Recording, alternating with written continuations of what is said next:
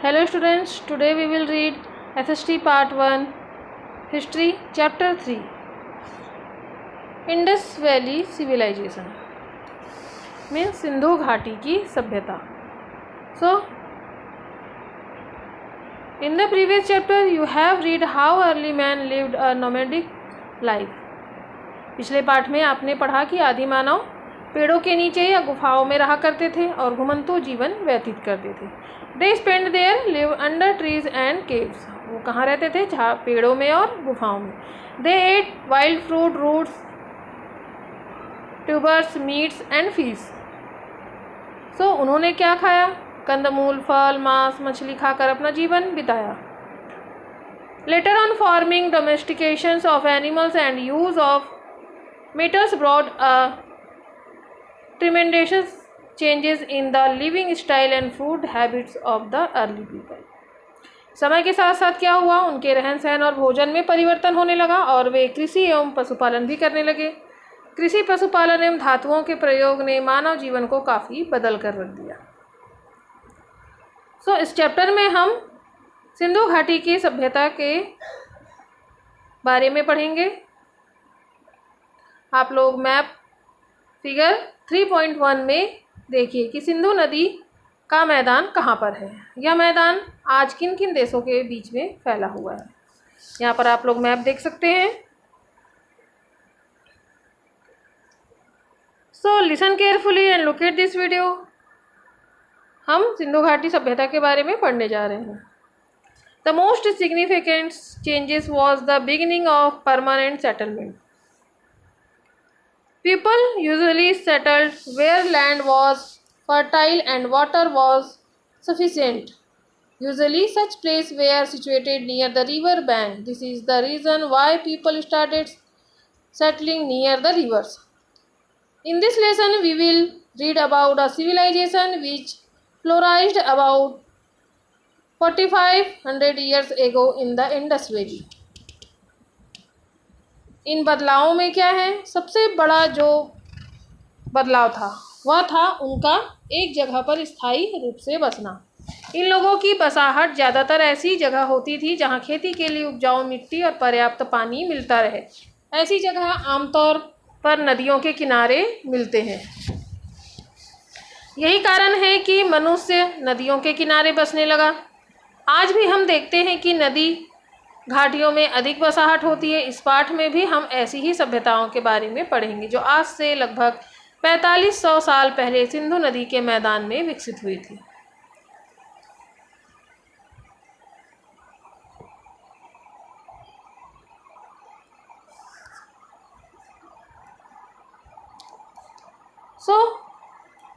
इसके बारे में हम एक स्टोरी के माध्यम से आपको बताएंगे कि क्या हुआ था और किस प्रकार से इस सभ्यता का विकास हुआ था.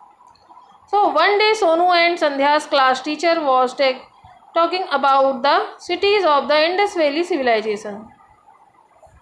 एक दिन कक्षा में सोनू और संध्या की शिक्षिका सिंधु घाटी के शहरों के बारे में बता रही थी. उन्होंने कहा, She said, about 80-85 years ago, some people found things belonging to two big cities buried in the earth.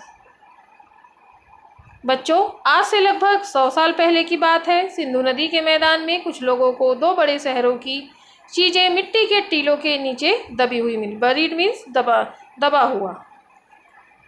This cities were Mohenjodaro and the Harappa. It was discovered that people used to live here around 4500 years ago. ये शहर थे हड़प्पा और मोहनजोदड़ो. खोजबीन से पता चला कि इन शहरों में आज से लगभग 4500 साल पहले लोग रहते थे.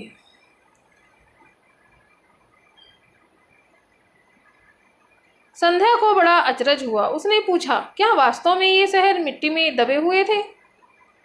टीचर से पूछा उसने, have you ever heard about any place where they have found old things buried in the ground?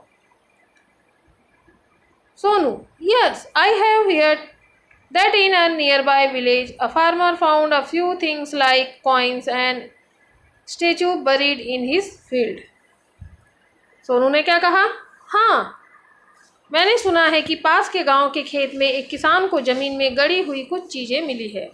उन चीजों में कुछ सिक्के एवं पुराने समय की मूर्तियां थी। So students, has anyone in your village found any such thing buried in the ground? क्या तुम्हारे गांव में भी ऐसी कोई चीज किसी को जमीन के नीचे गड़ी मिली है? आइए जानते हैं इसके आगे। टीचर क्या कहती है? About 80-85 years ago, some laborers were working for laying down the railway track in Mohenjo-daro near the Indus River. Children, इसी तरह लगभग 100 साल पहले सिंधु नदी के किनारे मोहनजोदाड़ो नामक स्थान में कुछ मजदूर रेलवे लाइन बिछाने का काम कर रहे थे। तब क्या हुआ? While they were digging a mound which came in the way, they found a wall under it. Railway line के बीच में आ रहे एक टीले को हटाने के लिए जब उन्होंने खुदाई की तो पता चला कि उसके नीचे एक दीवार थी, है ना। This made the people more curious. लोगों की उत्सुकता बढ़ी, है ना, और उन्होंने उसके नीचे और खुदाई की। On digging further, it was discovered that a whole city was buried under the ground. खुदाई से पता चला कि एक पूरा का पूरा शहर मिट्टी के नीचे दबा हुआ है। When scholars excavated the nearby areas, they found similar things at several places.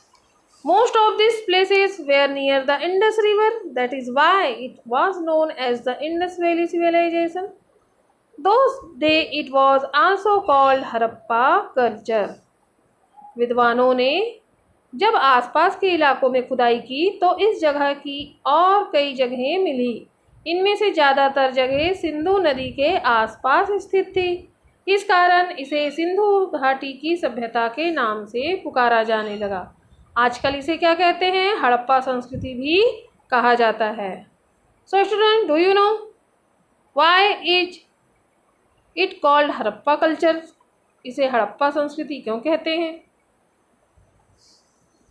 Let's see. Teacher, it was in 1921 when excavations was first done at a place called Harappa. सबसे पहले सन 1921 ईस्वी में हड़प्पा नामक जगह पर खुदाई की गई। Here they had found bricks and clay pots. वहाँ से क्या मिला? वहाँ से ईंट, मिट्टी के बर्तन आदि मिले थे। Later on from other places like Mohenjo-daro etc. आदि मिले, है ना। कौन कौन सी चीज़ें मिले? ईंट, मिट्टी के बर्तन और कुछ स्थान जैसे मोहनजोदड़ो। इसके खुदाई में भी वैसे ही वस्तुएं, मकान आदि मिले जिनसे वहाँ के जनजीवन, रहन सहन, खान पान, पहनावा, तीज त्योहार और उस काल की संस्कृति आदि के विषय में ज्ञान प्राप्त हुआ। इस कारण इसे हड़प्पा संस्कृति का नाम दिया गया। आप लोग इस पिक्चर में देख सकते हैं, remain on the executions of Kalibanga. And यहाँ पर देखिए ये किस प्रकार से खुदाई में कौन कौन सी चीज़ें मिली हुई हैं, ये आप लोग यहाँ पर देख सकते हैं।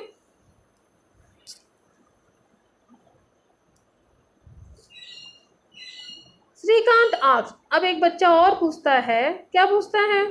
Where are Harappa and Mohenjodaro situated? Who discover them? उसने क्या पूछा? हड़प्पा और मोहनजोदड़ो कहाँ पर हैं? इनकी खोज किसने की? देन टीचर क्या कहती है? Both Harappa and Mohenjodaro are in the Punjab and Sindh districts of Pakistan. वो क्या कहती हैं? हड़प्पा और मोहनजोदड़ो वर्तमान में पाकिस्तान के पंजाब एवं सिंध प्रांत में है। The educations and Mohenjodaro was started under the guidance of Shri Rakhaldas Banerjee in 1922। ये किसकी नेतृत्व में खुदाई हुई थी? मोहनजोदड़ो की खुदाई सन 1922 ईस्वी में श्री राखलदास बनर्जी 1922 में उन्होंने, उनके नेतृत्व में ये खुदाई हुई थी।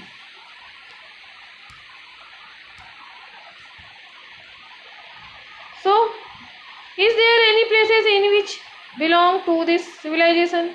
क्या इस सभ्यता से संबंधित कोई जगह भारत में भी है? सो लेट्स सी, आगे देखते हैं। You have asked a right question.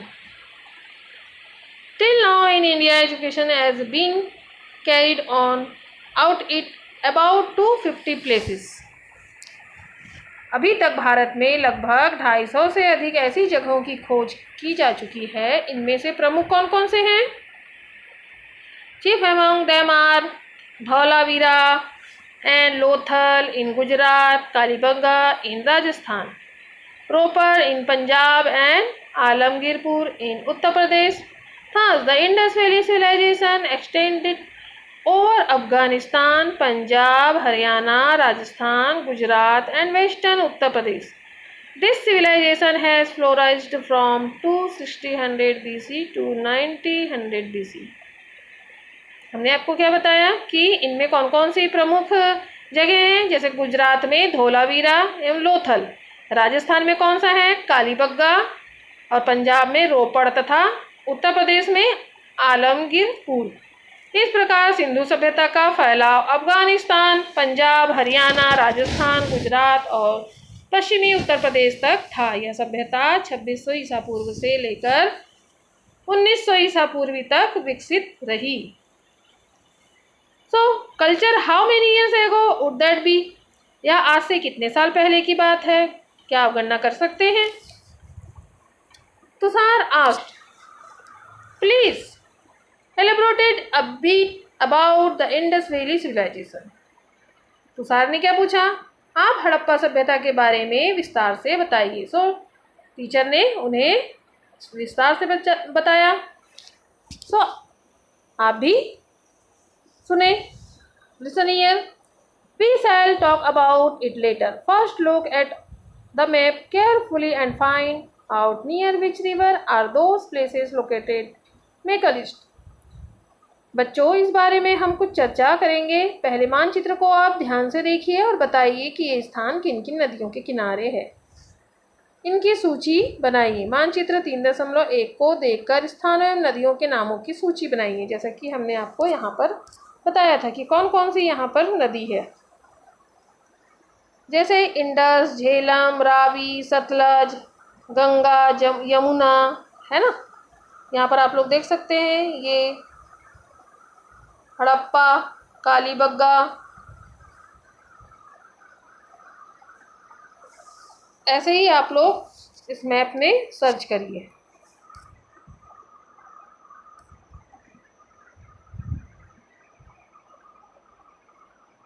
अब हम देखेंगे द सेटलमेंट ऑफ सिटीज।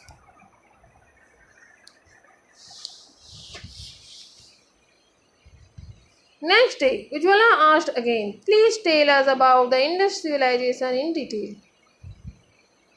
दूसरे दिन शिक्षिका से उज्ज्वल ने पूछा, आप हमें सिंधु सभ्यता के बारे में विस्तार से बताइए।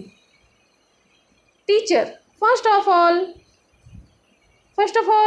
we shall talk about planning and constructions in the cities of the Indus Valley civilization. सबसे पहले हम सिंधु सभ्यता के लोगों की नगर योजना एवं भवन निर्माण के बारे में चर्चा करेंगे। सो आइए हम भी देखें कि टीचर ने उन्हें क्या बताया।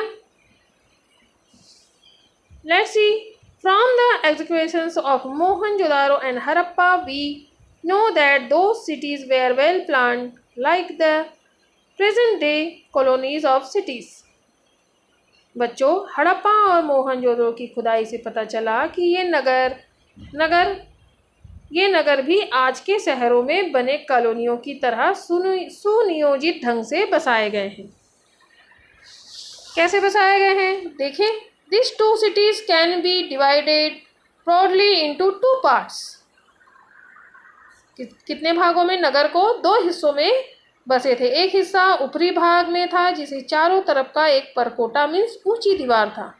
दूसरा हिस्सा थोड़ा नीचे की तरफ निचले भाग के नगर में बसाहट अधिक थी। यहाँ की सड़कें क्या हैं? चौड़ी थी, है ना। The citadel that is the raised part had massive wall around it. The second part was the lower town which was thickly inhabited. The main part of the lower town was divided into rectangular blocks by wide roads cutting each other and right angle. ये एक दूसरे को right angle mean समकोण पर काटती थी। सड़कें यहाँ की चौड़ी और सीधी थी जो एक दूसरे को समकोण पर काटती थी। And there were houses and drainage system on both side of the road. यहाँ पर क्या थी? सड़क के दोनों किनारों पर मकान और नालियाँ बनी थी। मकान पक्की ईंटों से बने थे तथा एक मंजिला और दो मंजिला दोनों तरह के मकान थे। The house were made of baked bricks and were 1 or 2 stories high. Every house had a courtyard, kitchen and bathroom. मकानों में कौन कौन सी चीज़ें थी? कोर्टयार्ड मीन्स आंगन, किचन और बाथरूम, है ना, स्नान घर और रसोई घर, है ना। प्रत्येक मकान में पानी के निकास के लिए नालियाँ बनी थी जो सड़क के किनारे प्रमुख नालियों में जाकर मिल जाती थी। नालियाँ पक्की और ढकी हुई होती थी। इन सब बातों से स्पष्ट है कि सिंधु सभ्यता की सबसे बड़ी विशेषता सुनियोजित ढंग से बनाए गए मकान और बसाए गए नगर थी। आप लोगों ने देखा यहाँ की कैसे कैसे सिस्टम थे, है ना। Every house had a courtyard, kitchen and bathroom. आंगन, किचन और बाथरूम था। The kitchen and bathroom had drain connected to the covered main drain running alongside the main road. The drain were paved and covered all these things so that construction of home and settlement of the cities was very systematic at that time, and this is the most unique feature of the Indus Valley civilization. इसे हम Indus valley civilisation कहते हैं। अब हम देखेंगे main buildings. Ankita asked, is that a pond in picture 3.3। यहाँ पर आप लोग देख सकते हैं 3.3 में यूटेंसिल हड़प्पा कल्चर। यहाँ की यूटेंसिल किस प्रकार की थी?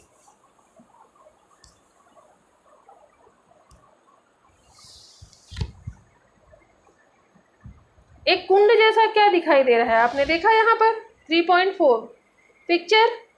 Look at this picture 3.4 Mohenjodaro bath house, स्नानागार। मोहनजोदड़ो के स्नानागार यहाँ पर आप लोग इस पिक्चर में देख सकते हैं। इस पिक्चर में क्या दिखाई दे रहा है? That things which is looking like a pond to you in the picture is a public bath which was found at the excavations and Mohenjodaro. इस चित्र में आपको जो कुंड या तालाब जैसा दिखाई दे रहा है वह मोहनजोदाड़ो की खुदाई से प्राप्त स्नानागार है। स्नानागार मतलब है ना बाथ हाउस। यह नगर के ऊपरी हिस्से में बना हुआ है। यहाँ पर आप लोग देख सकते हैं। This is constructed in the citadel that is the upper part of the town. There are rooms on all 4 sides and in the center is a pool. इस स्नानागार के चारों ओर कमरे बने हुए हैं और बीच आंगन में चौकोर कुंड है। यह कुंड लगभग 12 मीटर लंबा है और 7 मीटर चौड़ा है और 2 से 5 मीटर 2.5 मीटर क्या है गहरा है। Near by there was a well. यहाँ पर इसके किनारे में कुआं भी बना था, है ना, बना हुआ दिखाई दे रहा है आपको। Perhaps the pool was filled from this wells. संभवतः इसे पानी भरा जाता रहा होगा। यहाँ पर क्या भरा जाता रहा होगा? पानी। There were proper drain from the outflow of dirty water. गंदे पानी की निकासी के लिए नाली भी बनी हुई थी।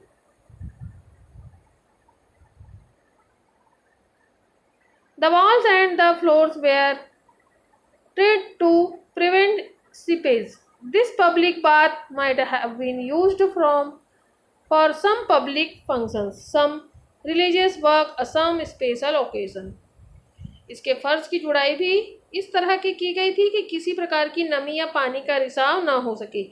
इस स्नानागार का प्रयोग कब होता था? किसी सार्वजनिक काम के लिए या धार्मिक कार्य के लिए या किसी भी विशेष कार्यक्रम के समय किया जाता रहा होगा।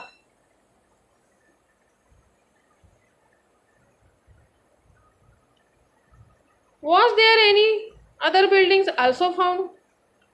क्या इस तरह का कोई और भवन भी प्राप्त हुआ है? आइए देखते हैं। Let's see. You have asked a good questions, है ना? ये कैसा क्वेश्चन है?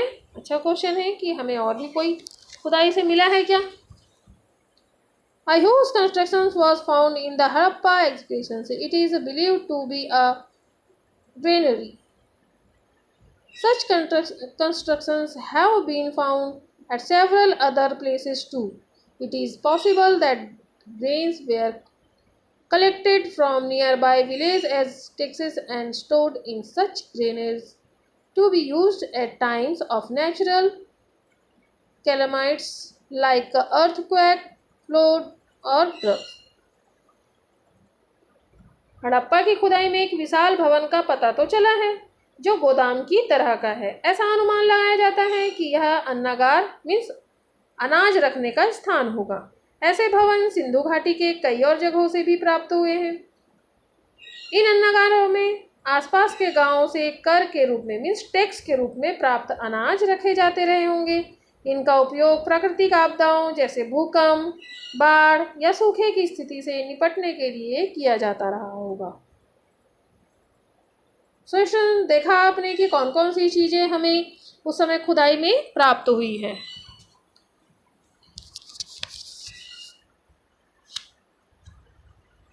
फिर अब हम देखेंगे यहाँ की शासन व्यवस्था कैसी है, फॉर्म ऑफ गवर्नमेंट।